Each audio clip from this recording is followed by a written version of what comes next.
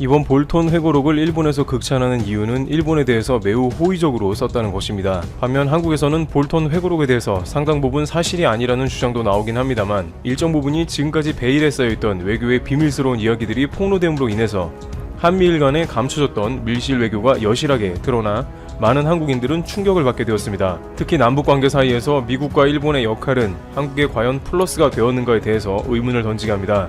물론 북한의 남북 공동 연락 사무소 폭파나 영변 핵시설 해체만으로 제재를 풀어달라는 요구는 명백히 무리한 요구의 범주에 들어가기 때문에 장기적인 관점으로 남북미 간에 논의되어야 할 사안으로 판단됩니다만 수출 규제와 같은 문제나 지소미아와 같은 일본이 직접적으로 관련된 사안은 물론이고 북미 간의 종전선언을 다루는 문제까지 일본이 개입해 이를 자신들에게 유리하게 바꾼다는 것 자체는 한국으로서는 더 이상 용인할 수 없는 것이고 이에 대한 근본적인 대책을 마련해야 하는 것입니다.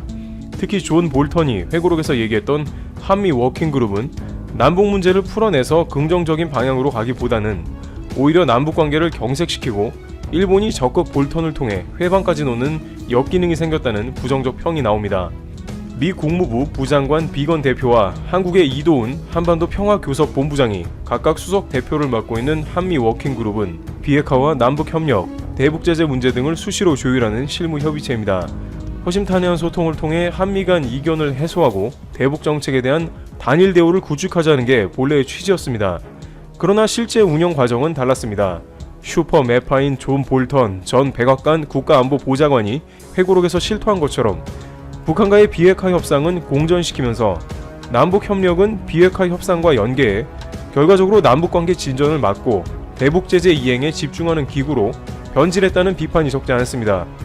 그러다 보니 남북 간의 파열음도 생기는 데다가 볼턴과 일본까지 등장해 연일 강경책을 내놓은 것입니다. 결국 이 한미 워킹그룹의 역할은 한국과 동반자적인 미국과의 연합체가 아니라 그저 미국의 의도에 따라 한국이 움직여야 하는 수식적 조직이며 일본까지 영향력이 미치고 있다는 비판이 국내에서 잇따라 제기되었던 것입니다. 최근 한미 워킹그룹의 스티븐 비건 미국 국무부 부장관 겸 대북정책특별 대표가 방한했습니다. 그는 8일 강경화 외교부 장관을 예방하고 조세영 1차관과 외교전략 대화를 하는 등 북한 관련 이슈에 대해 적극 논의를 했습니다. 일단 비건 대표가 지금 온 시점은 한반도 정세가 매우 민감한 시점에 이루어져 눈길을 끌고 있습니다. 개성연락사무소 건물 폭파를 감행했던 북한이 대남 군사행동 계획 유보를 계기로 관망 모드에 들어간 가운데 당분간 현상 유지를 원하는 미국과는 달리 남북관계의 보건과 교류 협력사업 추진 등 현상 타파를 위한 우리 정부의 의지가 잠옷 결연하기 때문입니다.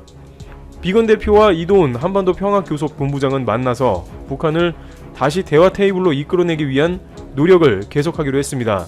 미국은 한반도 정세 안정에 기여할 수 있는 남북협력을 지지하기로 했으며 북한과 균형 있는 합의에 도달하기 위해 유연한 입장을 견지하고 있음을 다시 확인했습니다. 한국 측은 문제 해결을 위해서는 대화와 협상만이 유일한 방법이고 이를 위해 한미는 조속한 재개를 위해 전력을 다해나가야 한다는 점을 강조했습니다. 미국 측은 북한과 대외 재개 시 균형 잡힌 합의를 이루기 위해 유연한 입장을 가지고 있다는 점을 재확인했고 관련 노력을 지속해 나가겠다고 했습니다. 비건 부장관은 우리는 남북협력이 한반도에 더 안정적인 환경을 조성하는 데 중요한 역할을 한다고 믿는다며 한국 정부가 북한과 남북협력을 목표를 추진하는 데 있어서 한국 정부를 완전히 지지할 것이라고 말했습니다. 여기서 비건 대표는 볼턴 회고를 의식한 발언을 합니다.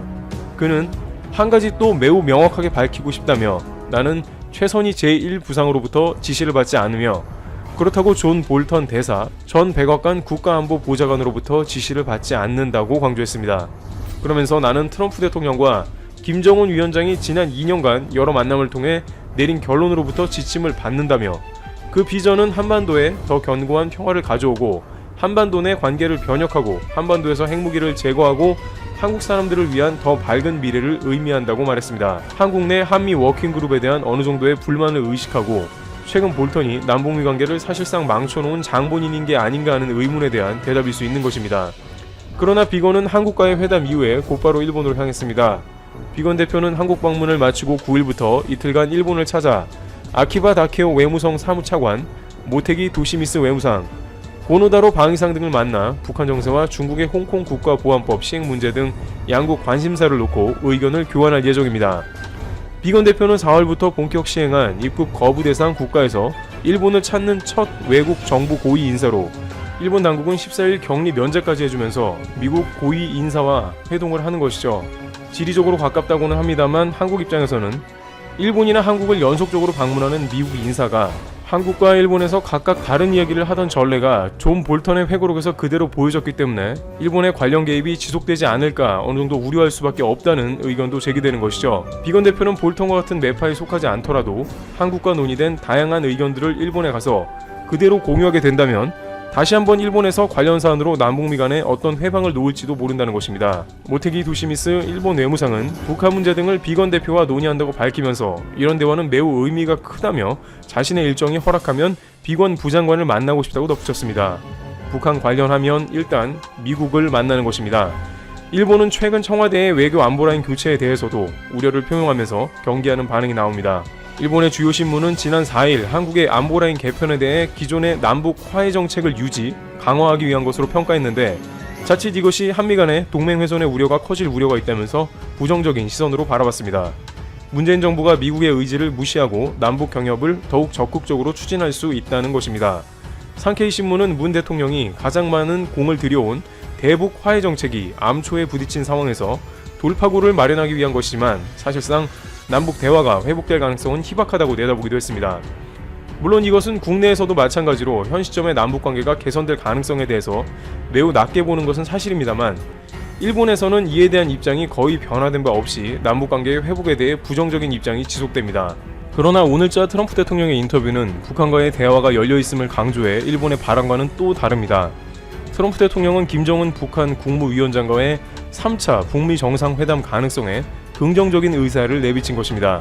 트럼프 대통령은 이날 미국 그레이 TV와의 인터뷰에서 3차 북미 정상회담 관련 질문에 나는 그들이 만나고 싶어하는 것으로 이해하고 있고 우리도 물론 그렇게 할 것이라고 답했습니다. 트럼프 대통령은 만약 힐러리가 지난 대선에서 승리했다면 지금 북한과 큰 전쟁을 하고 있었을 것이라며 모두들 전쟁을 벌일 것으로 본 사람은 나였지만 지금 무슨 일이 일어났는지 보라고 반문했습니다. 그레타 반 서스텔렌 앵커가 김 위원장과 추가 정상회담을 할 것이냐고 거듭 묻자 트럼프 대통령은 만약 도움이 된다면 그렇게 하겠다고 했습니다. 또 3차 회담이 도움이 될 것 같냐는 질문에는 아마도라면서 나는 김 위원장과 매우 좋은 관계를 맺고 있다고 강조했습니다. 북한도 최근 한국과 미국에 대한 비난을 10일 넘게 멈추면서 그동안의 거친 입을 잠시 침묵 모드로 변경하면서 미국에 대해서는 상황을 살피는 것으로 보이고 있습니다. 지금까지 가장 북한에 적극적으로 대화를 하자는 것은 트럼프 대통령이기 때문에 트럼프 대통령에 대한 직접적인 비난은 거의 하지 않을 정도로 비난 수위를 조절했었지만 최근 트럼프 대통령이 재선 가도에 빨간불이 켜지면서 북한도 복잡하게 계산기를 두드리고 있다는 것입니다. 만약 트럼프가 재선이 확실하다면 분위기를 누그러뜨리고 남북 공동사무소 폭파 같은 행동은 하지 않을 수도 있었으나 재선이 되지 않는다면 기존 자신들과 냉전을 이어오던 민주당 체제로 넘어가기 때문에 선뜻 나서지 못하는 것이죠. 이에 관해 최선희 외무성 제1부상은 미국 대통령 선거 전 3차 북미 정상회담 개최 가능성이 최근 집중적으로 제기되는 데 대해 미국과 마주 앉을 필요가 없다고 일축했습니다. 최 부상은 이미 이룩된 정상회담 합의도 안중에 없이 대조선 적대 시 정책에 집요하게 매달리는 미국과 과연 대화나 거래가 성립될 수 있겠느냐면서 우리와 판을 새롭게 짤 용단을 내릴 의지도 없는 미국이 어떤 잔꾀를 가지고 다가오겠는가 하는 것은 굳이 만나보지 않아도 뻔하다고 단언했습니다. 기존에 미국과 많은 대화를 하고 김정은 위원장이 하노이까지 열차를 타고 갔지만 빈손으로 돌아와 반감이 커진 걸로 보입니다. 그러나 트럼프 대통령이 대선의 판도를 바꿔보고자 다시 한번 3차 북미회담을 하자고 적극 추진하는 분위기로 간다면 북한은 최소한의 제재 해제 등을 이끌어내기 위해서 다시 한번 대화의 장으로 나올 수도 있는 것입니다.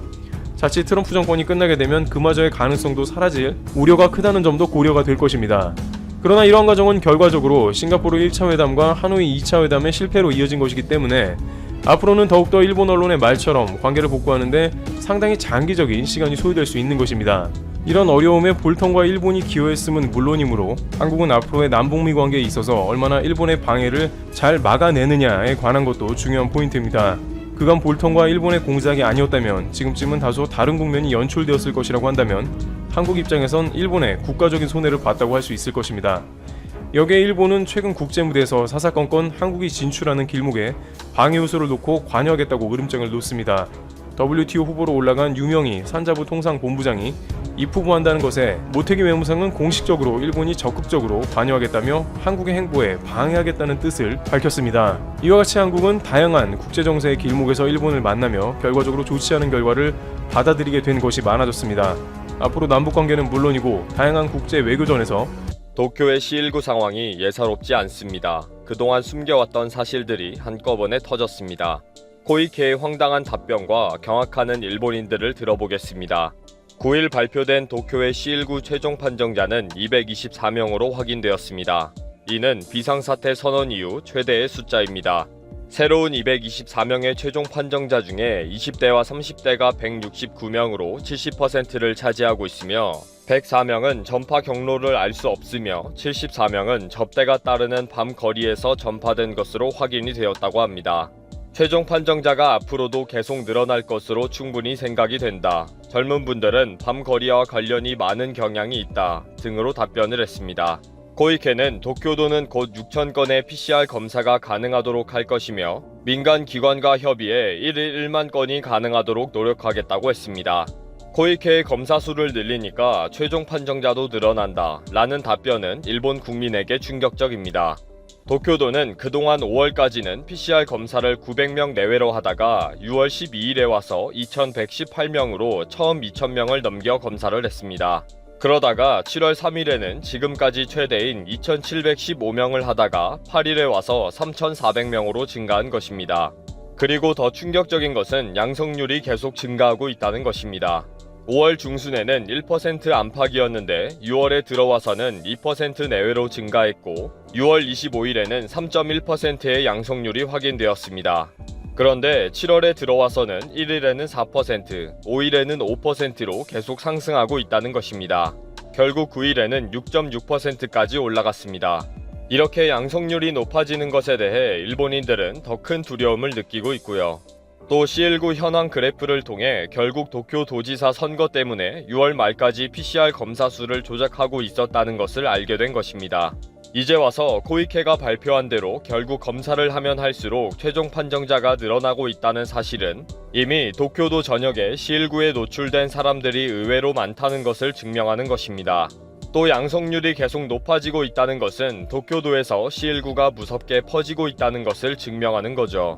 앞으로 검사 수를 1만 명으로 늘리면 1,000명 이상의 최종 판정자가 나올 수도 있으며 도쿄도의 C19는 아베 정부의 고투 캠페인으로 전국으로 여행이 활성화되면 일본 전역으로 급속히 전파된다는 것을 의미하는 것입니다. 이렇게 위험한 사실을 더 이상 숨길 수가 없다고 판단한 코이케는 9일부터 검사를 확대하면서 실상을 드러내기로 작정한 것 같습니다. 이 와중에 우당탕 난리가 난 소식이 있는데 밤거리 근무 여성 때문에 C19 최종 판정자 숫자가 폭증하고 있다는 것입니다. 신주쿠에서 밤의 거리에 근무하는 여성 접대원이 C19의 최종 판정자가 되면 10만엔 약 112만원의 위로금을 준다 라고 발표를 했습니다. 6월 중순경에 지역신문에 난 발표가 7월 6일 의회를 통과했다는 것입니다. 그래서 밤 거리의 여성 접대원들이 갑자기 PCR 검사를 자진해서 받기 시작했다는 거죠. 6일 102명, 7일 106명 등으로 계속 최종 판정자가 증가되는 것과 무관하지 않다는 것입니다. 결국 이미 C19에 노출이 되었던 여성 접대원들이 검사를 회피해 왔다는 거죠. 그리고 일본의 PCR 검사가 부실해서 10만엔을 노리고 발열 등 증세를 거짓으로 하는 여성 접대원들이 대거 최종 판정자가 되었다는 헛소문도 퍼진 것입니다. 일부 사실이 아닌 내용들이 과장되고 왜곡되면서 여성 접대원에 대한 비난이 쏟아지고 있습니다. 최종 판정자의 증가 추세도 여성 접대원과는 관련이 전혀 없고 유전자 검사를 통해 확인하는 검사가 기침하는 정도의 연극으로 최종 판정자로 확인된다는 것도 틀린 사실입니다.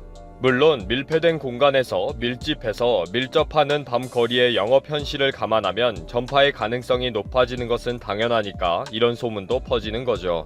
그래서 각 시도현에서는 밤 거리에서 전파가 될 가능성이 일단 높다고 판단하고 대책을 세우기 시작했습니다. 신주쿠 다음으로 밤거리가 유명한 곳은 이케부쿠로인데 도시마구에서도 구내에 있는 9개의 호스트 클럽을 대상으로 PCR 검사를 무료로 실시하기로 했습니다. 도시마구가 구내 호스트 클럽이 10일 이상 휴업을 할 경우에는 50만엔, 약 560만원의 위로금을 지급하기로 발표했는데 도쿄도가 보조를 해주기로 했습니다. 일본은 전파 경로를 찾지 못해서 항상 골머리를 아픈 상황에 밤거리는 가장 우선적으로 할 수 있는 통제 대상인 것입니다. 그럼에도 많은 일본인들은 도대체 어떻게 되어가는지 궁금합니다. 그동안 정확한 정보를 공개하지 않고 일본은 세계 최고 방역 국가이다. 전 세계에서 일본을 경이롭게 보고 있다. C19 이후에는 일본이 세계를 선도할 것이다. 라고만 하던 아베 정부입니다. 그런데 최종 판정자와 양성률은 늘어가니까 공포를 느낀 것입니다. 대담 프로에서도 검사 수가 늘어나면서 최종 판정자도 늘어났다. 라고 충격적인 보고를 하기 전에 전파 경로가 불명확한 사람이 너무 많다. 재택 고령자들에게는 어떻게 전파되었는지, 집단 전파는 어디에서 이루어졌는지 등에 관한 질의가 쏟아지고 있습니다. 지금 내 옆에 C19 최종 판정자가 함께 생활하고 있는지도 전혀 모르는 깜깜한 상황이 두려운 것입니다. 야당의 입헌 민주당 에다노 대표는 국민들이 위기감을 가질 필요는 있다. 그러나 아베 정부와 도쿄도는 아무런 대책도 없이 방관만 하고 있다. 하루에 2,000건의 PCR 검사도 겨우 하는 도쿄는 일주일에 119만 건의 검사를 하는 독일과 비교하면 몇 차원이 다른 모습이다. 라고 비판했습니다. 이제 일본은 C19 최종 판정자가 수백 명, 수천 명으로 늘어날 것입니다. 이는 그동안 정직하게 추적하고 격리하면서 치료하지 않고 방관했고 모든 실상을 숨겨왔기 때문입니다.